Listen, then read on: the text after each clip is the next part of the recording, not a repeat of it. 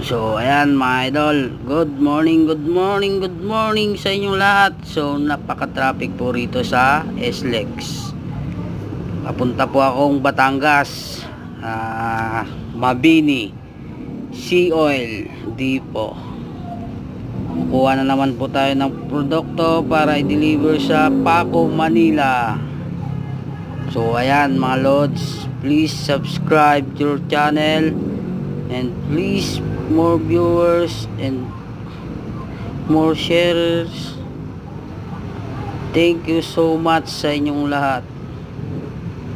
So ayan po mga idol, maraming salamat at God bless sa inyong lahat.